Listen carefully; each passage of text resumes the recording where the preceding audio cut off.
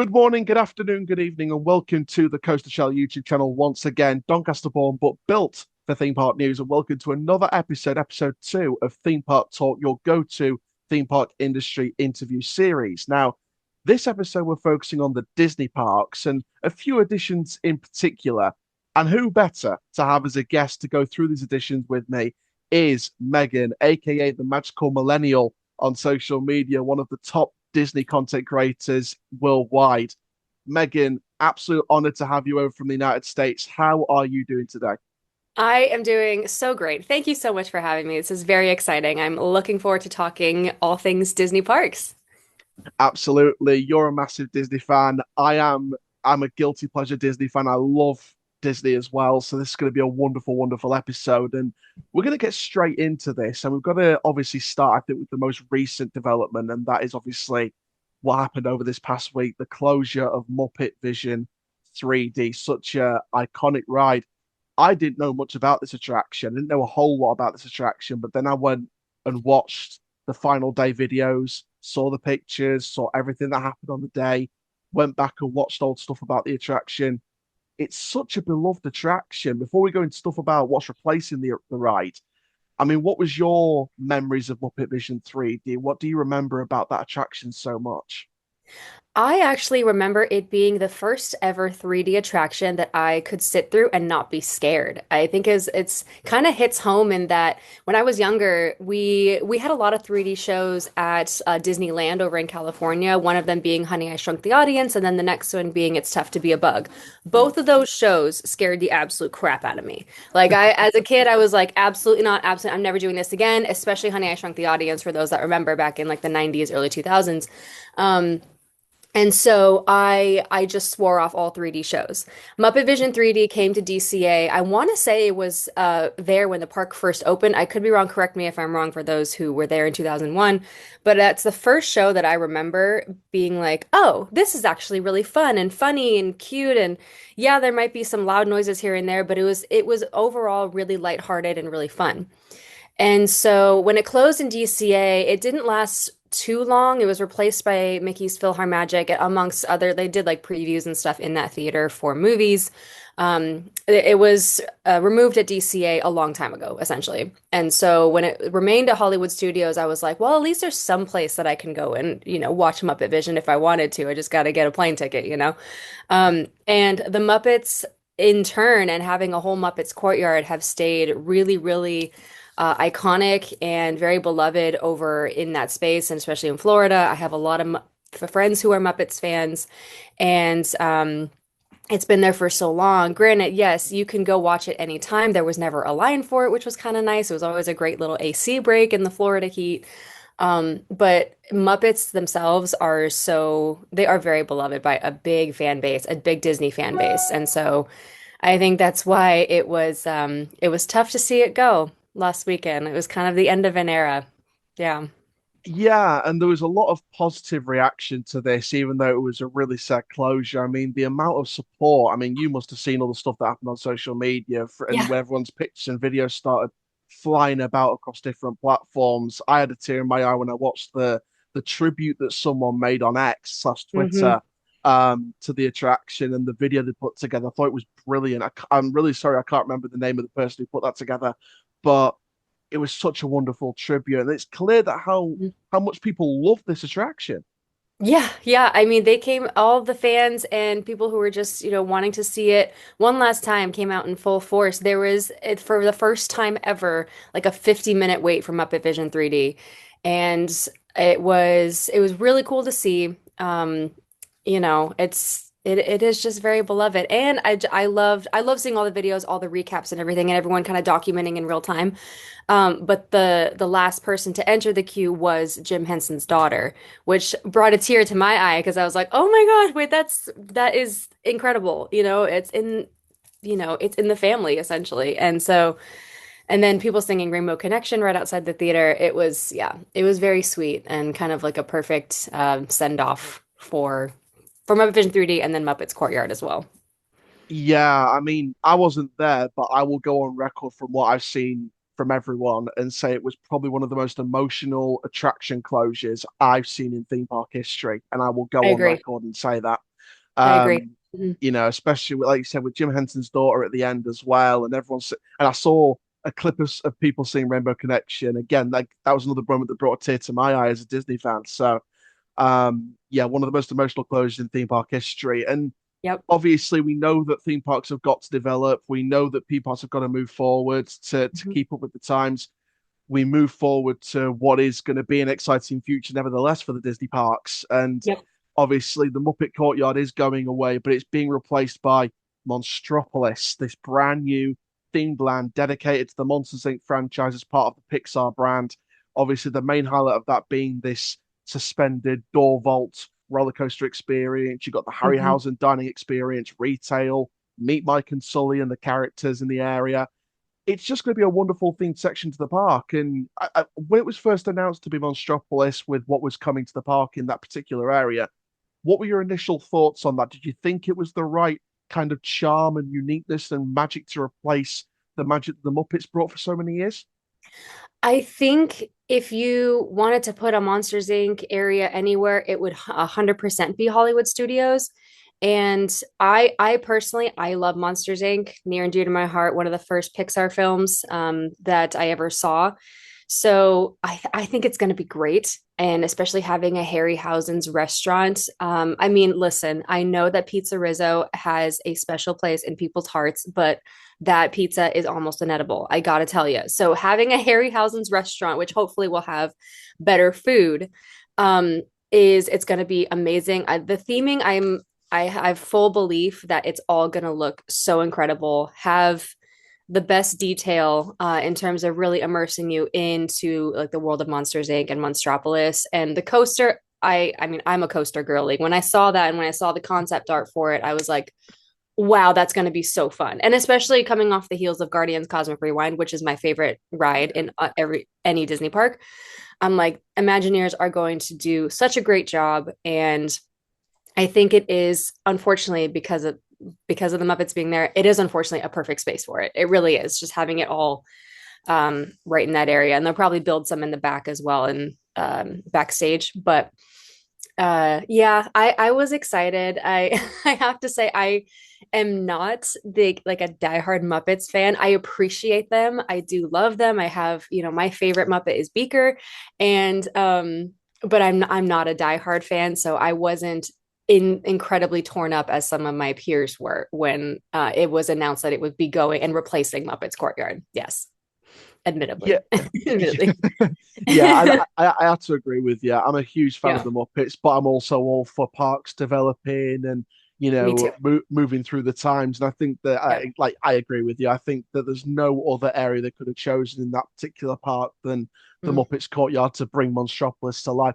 And as someone who's a coaster fan myself, I've done all sorts of coasters from the family ones, the kids ones, to the big extreme ones, especially here in the UK with the likes of Nemesis Reborn and Wicker Man. So to see a suspended roller coaster, and I believe it's Disney's first suspended coaster as well. Yes, it You know, is. Yeah. Hmm. themed to the door vault scene in the classic Monsters Inc. film. I mean, like you said, the level of detail, I've got no doubt that Walt Disney Imagineering are going to create some immersive theming and really make you feel part of the story and immerse you into the story of the film in that particular moment. I Yep. mean, this is going to just keep the charm rolling, and we might as well keep the charm rolling, really, because we'll switch over to California's adventure, and Hmm. we're going Hmm. to go into details about two very unique attractions. I mean, we're going to start off with what I feel will be first out of the two, looking at when construction's expected to start. Yeah. So we're going to start with the Coco boat ride, themed to Hmm. the Pixar film. I mean, Coco is a beloved film. Everyone's been reacting to it. Everyone's getting teary over it for a good reason. It's an emotionally attachment film. It's got so much color to it and so much amazing elements to it. It's Yeah. going to be brought to life with this boat ride. I mean, again, what was your initial reaction when we heard that this type of attraction themed to this film was coming into DCA? Oh, so excited. Coco is, I think actually in our podcast, it was my number two Pixar film right after Ratatouille, which has always been my number one since it came out. It is so exciting to get a Coco boat ride, something that's so unique and also fit so perfectly in Pixar Pier. Um, and also right next to what is the area of Plaza de Familia, which is something that DCA does a overlay of every single year for the holidays. So it fits in so well. I'm so excited to. I don't know if they release like the storyline or what the boat ride's going to be, if it's going to be just like a retelling of the first movie or have something to do with Coco 2 that's coming out in the next couple years. But it's perfect, and I'm so excited to see not only like the gate that they build at the big Pixar Pier door that the parade floats come out of, Mm. but also of course the ride itself because I mean having something and especially for the kids to be able to do, which I know we're going to get into that another kids ride is being taken out, but having another ride like that for the kids is really really important, and Coco is just I think it's perfect choice. Yeah, I mean, I'll speak from experience that I got to do some great family boat rides, these slow-moving boat rides through these immersive scenes and different stories in the UK. I got to do it Small World Disneyland Paris in the 2000s era, so I got to do the kind of original before any refurbishments happened, and I got to do Toyland Tours and China Chocolate Factory here at Alton Towers in the UK. So I know what it takes to create an immersive boat ride experience. You've done plenty as well, so I know for a Yeah, fact that we both know what it takes to create such an immersive family ride experience. And again, I think we can probably both safely say that Walt Disney Imagineering are going to knock this out of the park in I terms think of the so too. creative elements of the experience.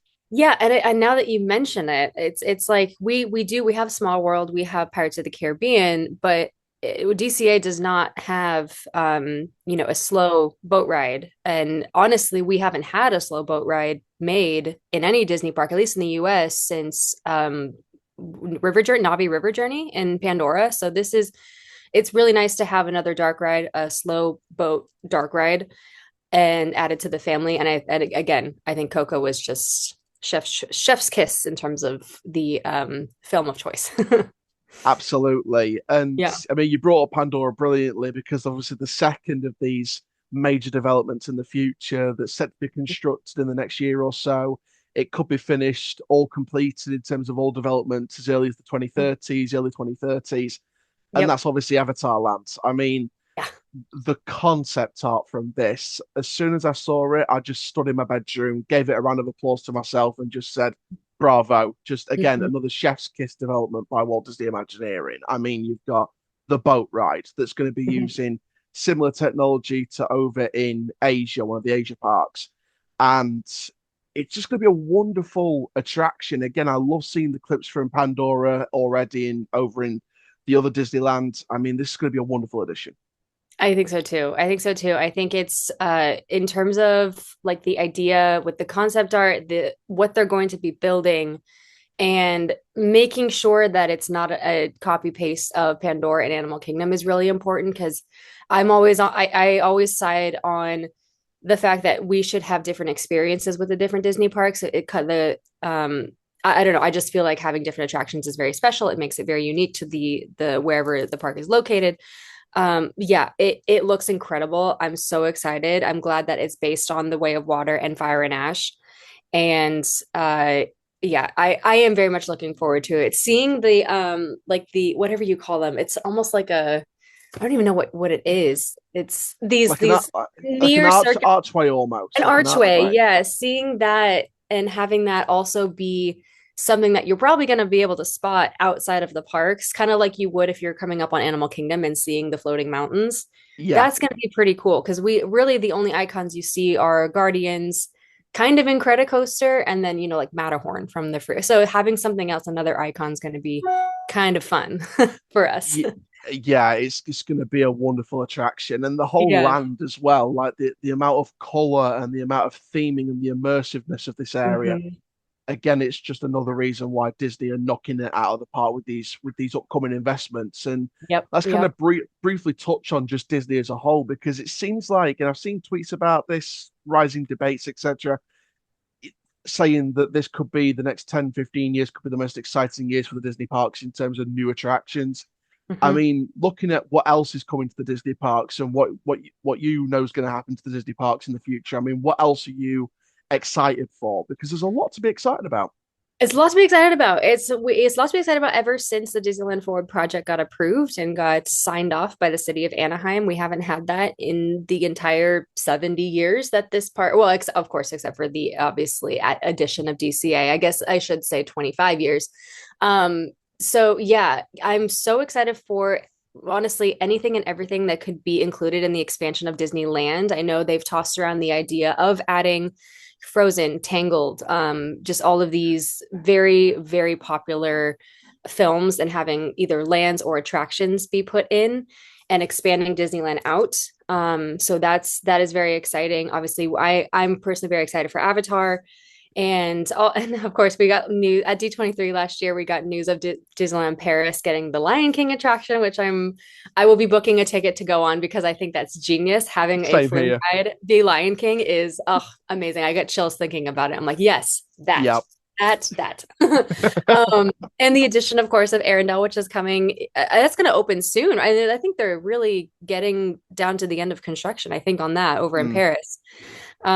So yes, very exciting times. Really exciting for the West Coast again because they have so many ideas for our expansion. And it's huge because we don't have a lot of room to expand and we never really did. And just the fact that it got approved by Anaheim, they're working on where they're going to put things. Yeah, in the next 10 to 15 years, it's going to be huge for the original park on the West Coast. Absolutely. And again, like you said, I'm really excited for Disneyland Paris over in Yeah. Europe. Obviously, it's nearer to me than it is to you, but I think we're both going to probably end up booking a ticket there because, Oh, I yeah. mean, as soon as I saw the Lion King Flume Ride concept arts, I was just like, Right. thank you, like because we're lacking in flume rides as it is in the UK. So I I know. just to Yes. see a new flume ride is going to be brilliant anyway, and then to see it themed to the Lion King with this Pride Rock. ending, this massive final drop on price. Oh, it's just going to be I so know. good. It So good. seems like it's a really a game-changing time for especially the old Walt Disney Studios part because obviously it's changing into Disney Adventure World, obviously starting in 2026 with the new name change. It's going Yep. to be a brand new era for that second gate park that originally opened back in 2002. Yep, absolutely. And I had the pleasure of visiting in 2022, a couple weeks before Avengers Campus opened. So I was like, we almost made it, but I'll go back again. Like you said, I'll book a ticket. But I loved that park. I thought it was so cute in, all the rides that they had there. I loved going on Tower of Terror again. Hadn't done that in a while, so that was kind of fun. Um, and yeah, I'm excited for that name change. I think it's going to be great. Again, I know that that park has a lot of room to expand as well, so they're probably working on stuff on the background.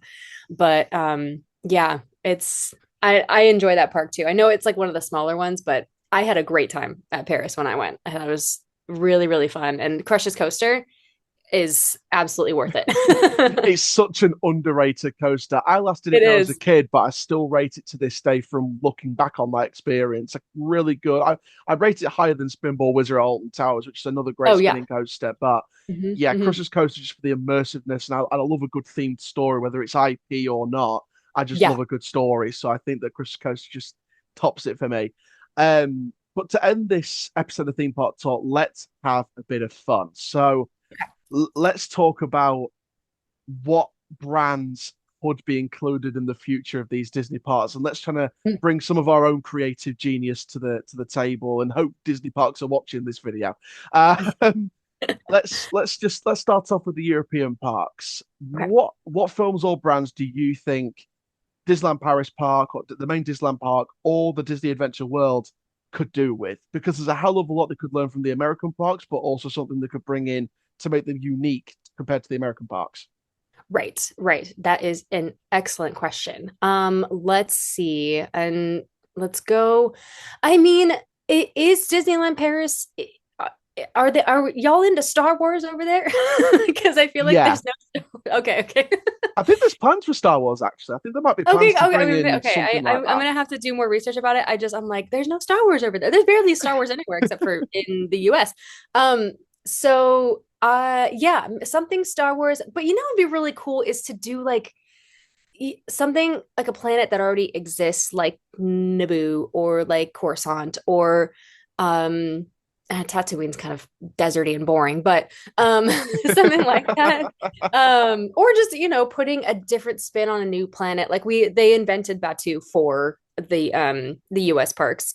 So maybe inventing another planet that is with a cool theme.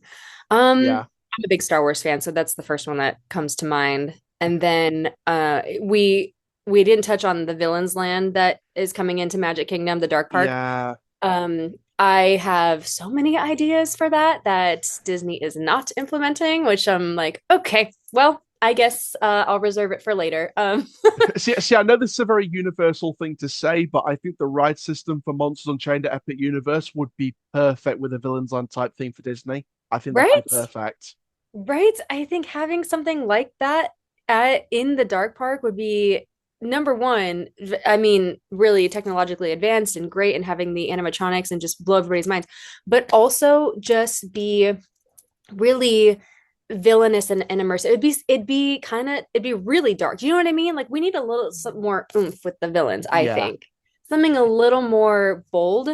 So I fully agree that'd be a really cool system for it. And then they were talking about a coaster that's going in there, and I'm just like, you guys, Yzma's coaster, Yzma's lair is sitting right there. It's you literally invented it for your movie. Let's make it real. Just, as an Emperor's New Groove fan, and for anyone who like watches my channel, y'all know I am very outspoken about Emperor's New Groove. I literally have poison vials sitting on my desk right now of Cusco's poison. Like I am just so pulling for that movie, and I think it'd be a fun addition to a villain's land, especially for a villain that is tends to be overlooked with Yzma. So that's what I think. yeah. And maybe Paris will do it one day. You never know. They could be working on it already. Right? I'll throw another one into the mix. It's something I Yes. think that's had a big success in the US parks to an extent. I think could do really well in Paris if they do it correctly. Mickey and Minnie's Runaway Railway. I think that could Yes. work perfectly in the Disneyland park. Yes. Yeah. I think that would be a great addition. It's a great attraction anyway. Would you think they would like kind of like change it in terms of the setting, or do you think just like put it I over would somewhere? I would like to see them go with an original story, a different story Yeah. to the American version that's set in Paris, but still follows some kind of influential journey that really brings the effects and the visualization of the attraction to life. But just Ah, that's so smart. something set in Yeah. Paris though. Just a story set in Paris, and then the rest is up to Imagineering. I think they can do wonders with that. Agreed, agreed. And there's so many like designs of at least Minnie Mouse in Paris. She's got a lot of designs, especially over in Epcot in the France Pavilion.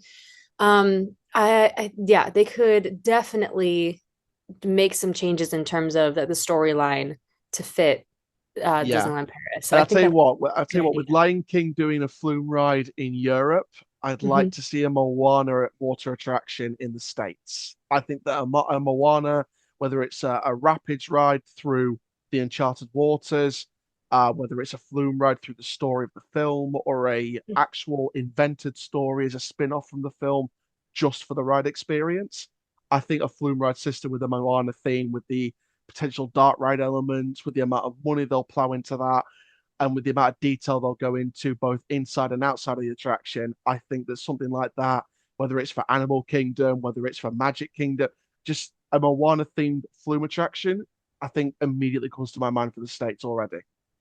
Yes, and Moana is one of the most popular films in Disney animation, like of all time. So Yeah. 100% agree. If Disney, if you're watching, if you're thinking about rides to put in for the expansion of Disneyland, that would be one of them. Yes, absolutely. Tangled, Moana, maybe some Frozen because we don't have anything Frozen, and yeah, Yeah. that's what I would say. Mhm. See, I think Frozen, I think, could learn off some of the attractions outside of the States. I think you could have like a Frozen coaster. Um, Yeah, it'd be we very I, easy. It'd be very easy to go right, for a slow moving boat ride, but I think a roller coaster is some kind, like a Seven Dwarfs Mine Train style experience, but a Frozen theme, or maybe something in to a do with, sled. Yeah. yeah, like a sled theme version. We've seen that over in other parks, so Mm-hmm. I think something like that could be perfect for the fantasy area of the park, for the fantasy land. Agreed, agreed. Did they now that I'm thinking about it, is there Was there an Oakens mini roller coaster that they put in for Hong Kong? I think that's what they did. Yeah, It's Oak's super Wandering short. Sleigh. I watched the POV and it's like really, really short. Yeah, Which Oak's Wandering Sleigh, but wondering, extended would yeah, work perfectly. yeah, agreed, agreed. Make it a little bit longer. um, but yeah, we've got some great ideas there if Disney are watching. Just a nice little fun end to this video. Megan, honestly, from the bottom of my heart, thank you so much for being a part of Theme Park Talk and being part of the series and being part of this experience. It's been an absolute pleasure. Thank you for having me. This was so much fun. I really appreciate it. And again, yeah, Disney, if you're listening, ideas are free. You can take them. We probably won't take credit for it. Yeah, yeah. But thank you all very, very much for watching this. Make sure you do like the video, comment down below, subscribe if you're new around here, hit notification bell so you never miss another video.